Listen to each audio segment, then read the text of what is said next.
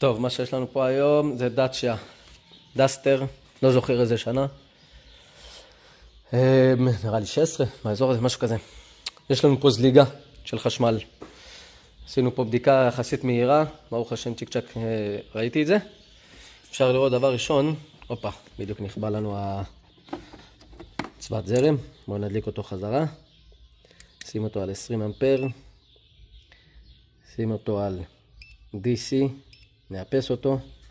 אנחנו שמים סביב הפלוס, יש פה פלוס אחד שיוצא.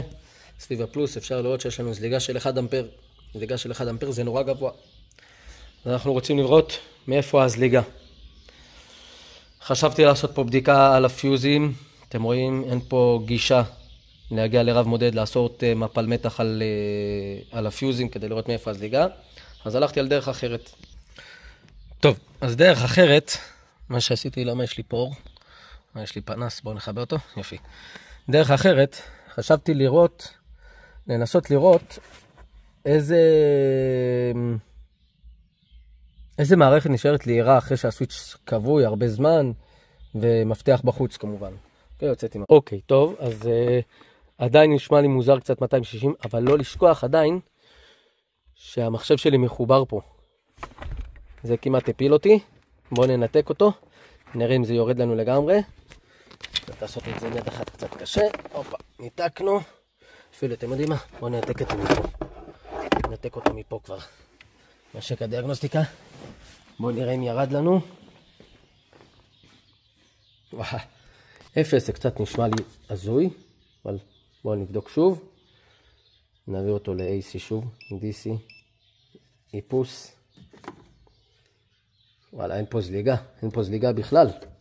מעניין. אותו ראשון שאני רואה שאין זליגה בכלל. בואו נראה שהרב מודד שלנו, שהצוות זרם שלנו עובדת. נדליק רגע אורות. רק כדי לראות שהוא עובד. הוא עובד, 10 אמפר. הוא עובד. אני מכבה שוב את האורות. 300 מילי אמפר. בטח ניתן לו עוד קצת זמן. הוא ירד לגמרי. נעשה לו שוב איפוס. 210, בואו נראה, נחכה קצת, נראה אם זה ירד לגמרי. טוב, אז אחרי שנתנו לו, הוצאתי את הזה, סגרתי את הדלת. הלאץ', המנעול פה, סגרתי אותו גם עם מברג. נתתי לו לנוח איזה 5 דקות מקסימום. ורואים שירדה לנו הזליגה. אז אנחנו מצאנו את הבעיה, הזליגה הייתה מהרדיו.